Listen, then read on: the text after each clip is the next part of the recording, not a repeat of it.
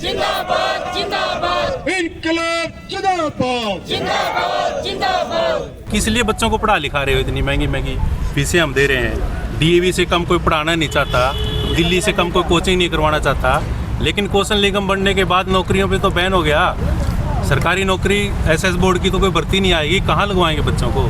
ये केवल कर्मचारियों का सवाल थोड़े है, आप सबका है, जनता का है, किसानों का है, मजदूरों का है। हालात क्या बनती जा रही है, महंगाई कहाँ जा रही है, आम आदमी के लिए गुजारा करना मुश्किल है। महंगाई कहाँ, फिर वही बात आ जाती है कि तीन तीन राज्यों में सरकार बन जाती है, फिर आप महंगाई की बात कर रहे हैं, कहाँ महंगाई? बाबू जी फिर मैं अगली बात कहूँगा, राम मंदिर का उद्घाटन करना है 22 जनवरी को। अभी हर घर में यज्ञ करवाएंगे, बोलो कितने लोग जवाब देंगे?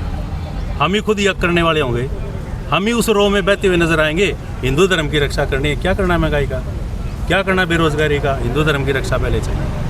ये जो मुद्दे हैं जिनके नीचे सरकार दबा देती है, शासक वर्ग इन मुद्दों को नीचे दबा देती है, धर्म के, जात के, राष्ट्रवाद के मुद्दों के नीचे।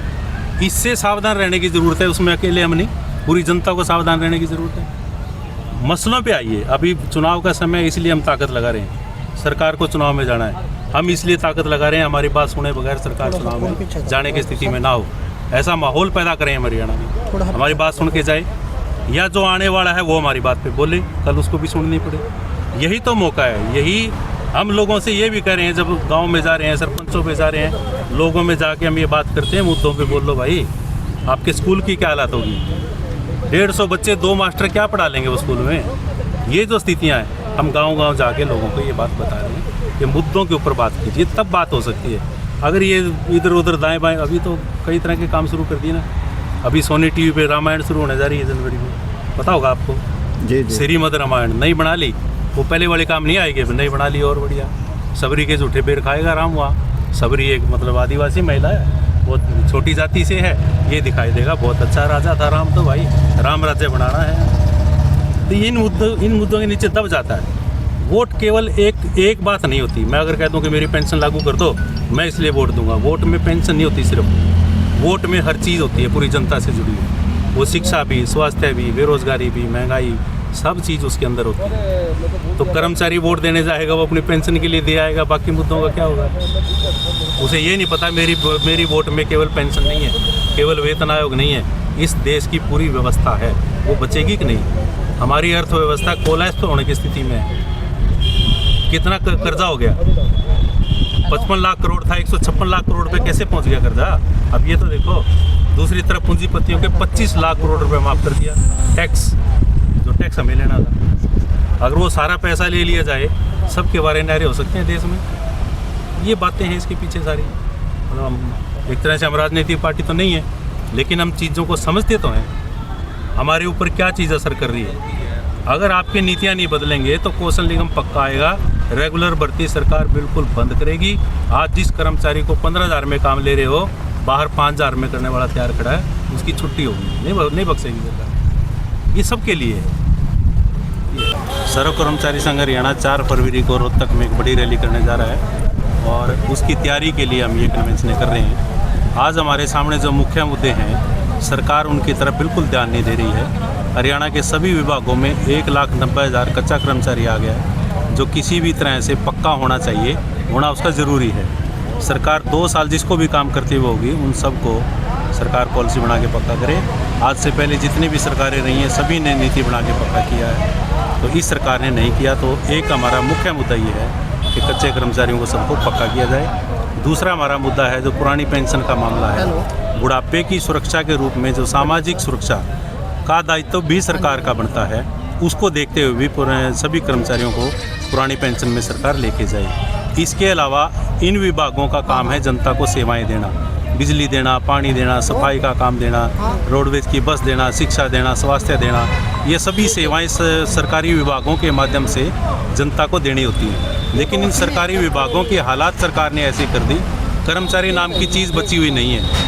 आज पूरे हरियाणा की इन महकमों को ठीक ठाक अगर चलाना है तो 10 लाख कर्मचारी चाहिए, और कर्मचारी केवल 3.25 लाख हैं हरियाणा के अंदर। इसका मतलब है कि 7 लाख पढ़े लिखे नौजवानों को नौकरियां दी जा सकती हैं, सुरक्षित रोज़गार दिया जा सकता है। और दूसरी तरफ आप देखें तो बेरोज़गारी में हरियाणा देश में दूसरी बार नंबर 1 आया है। ये बहुत ही एक चिंताजनक बात है, हरियाणा जैसा स्टेट बेरोज़गारी में नंबर 1 आया। इसके अलावा और हमारी मांगे हैं, वेतन आयोग सरकार को गठित करना चाहिए। वेतन आयोग का समय आ गया और हरियाणा का वेतन आयोग अलग से गठित हो। विभागों के अंदर यूनियनों की और कर्मचारियों की जो वेतन विसंगतियाँ पिछले वेतन आयोग से खड़ी हैं, उनको सरकार दूर करे ताकि आगे आने वाले वेतन के लिए भी रास्ता बने।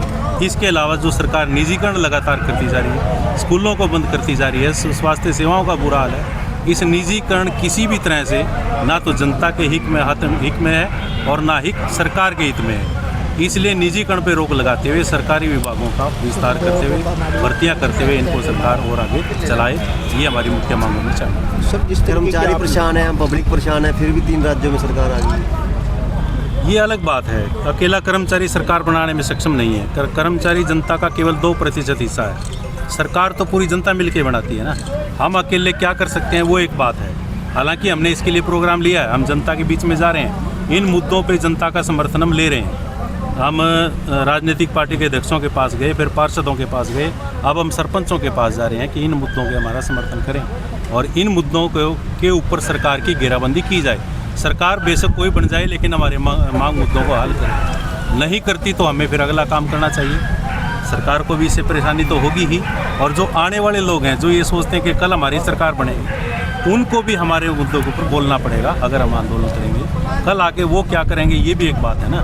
वो भी आने के बाद करें ना करें, इस बात की क्या गारंटी है। तो इसलिए हमारा जो आंदोलन है हम लोगों के बीच में लेके जा रहे हैं। एक जन समर्थन जुटाते हुए 4 फरवरी को हम रोहतक में बड़ी रैली करेंगे और उसके बाद अगला जो इससे भी तेज़ कोई कदम है वो हम रैली में घोषित करेंगे। सर, जिस तरीके से आप सरकारी मांग भी करते हैं रोज़गार की सारी चीज़ों की, लेकिन जब सरकारी एक डिपार्टमेंट में लग जाता है तब आदमी कर्मचारी काम नहीं करता है, उससे आम जन भी तो काफ़ी परेशान होता है। उसके लिए क्या कहना चाहेंगे, उन कर्मचारियों के लिए क्या कहना चाहेंगे? मैं कहना ये चाहता हूँ कि आज जो दफ्तरों की हालात है ना, कुर्सियाँ तो वहाँ 10 पड़ी हैं लेकिन बैठने वाला एक है, ये हालात है दफ्तरों की। और सरकारी कर्मचारी काम नहीं करते, ये कोई मतलब सच्ची बात नहीं है। इसमें बहुत सा पेच है, इसके अंदर पेच है। अगर कर्मचारी काम नहीं करते तो बिजली कैसे चलती है, सफाई कैसे होती है, पानी कैसे चलता है? काम तो करते हैं। कुछ लोग निकम्मे हो सकते हैं जो कहीं ना कहीं राजनीतिक पकड़ भी रखते हैं, राजनीतिक पहुंच भी रखते हैं, या वो अपना दबदबा भी रखते हैं। वो काम नहीं करते तो सरकार उनके खिलाफ एक्शन क्यों नहीं लेती? हमने कभी विरोध नहीं किया। सर्व कर्मचारी संघ हमेशा इस पक्ष में रहा, कर्मचारियों को अपनी ड्यूटी फुलफिल करनी चाहिए, बल्कि उससे बढ़ के जनता की सेवा में करनी चाहिए। अगर ये सेवा ही नहीं करेंगे तो फिर किस लिए भर्ती कर रखे? इसलिए जो काम नहीं करते सरकार उनसे काम ले सकती है। सरकार के पास पावर है उनके खिलाफ एक्शन लेने का, लेकिन वो लेती नहीं, इसीलिए कि कर्मचारी को निकम्मा बनाना है सरकार की नीति है। निकम्मा घोषित करके कि सरकारी कर्मचारी काम नहीं करते, उनको बहाना मिल जाता है महकमों को बंद करो, इन कर्मचारियों को बाहर करो, काम तो ये करते ही नहीं। अपना परिचय देंगे सर? मेरा नाम नरेश कुमार, महासचिव सर्व कर्मचारी संघ हरियाणा। धन्यवाद। भाजपा क्या कर रही है इस देश को, किस तरीके के कर्मचारियों के ऊपर कितने बड़े खतरे हैं, उनके बीच में तमाम एक ऐसे पूरी बारीकी से बातचीत रखने की बात थी। इसलिए तमाम पूरे जितने भी विभागों के हमारे जो नेता हैं, जो चाहे किसी विभाग का नेता हो, तमाम नेता आज ही हमने बुलाए थे, स्टेट के भी, राज्य के भी और जिले के ब्लॉक के, ताकि आने वाले समय में जो हमारे आंदोलन है, चाहे वो फरवरी के हमारे रैली की बात है, चाहे हमारा भी विधानसभा सेशन जो लग रहा है अभी, जिस तरीके से सरकार लगा रही है, उसी तर्ज पर सर्व कर्मचारी संघ हरियाणा ने भी आह्वान किया कि पूरे प्रदेश में कर्मचारी भी अपना सत्र लगाएंगे और 2 दिन का सत्र हमारा भी होगा डीसी ऑफिस पे। इसी तरीके से हर गांव में, पंचायतों में सर्व कर्मचारी संघ जा रहे हैं, जिला परिषद के पास जा रहे हैं, ब्लॉक समिति के पास जा रहे हैं और सभी से समर्थन लेने के जा रहे हैं, क्योंकि ये खाली कर्मचारियों की मांग नहीं है। शिक्षा, पानी, स्वास्थ्य, बिजली, हर प्रकार की जो मूलभूत सुविधाएं हैं, ये सारी जनता की मांग भी है। इसलिए सर्व कर्मचारी संघ तमाम पूरे प्रदेश में एक मुहिम को लेते हुए और अपने कर्मचारियों और जनता और मजदूरों को मांगों को लेते हुए सक्रिय रूप से भूमिका निभा रहे हैं। उसी की कन्वेंशन आज के रूप में हमारे बीच में रखी हुई है।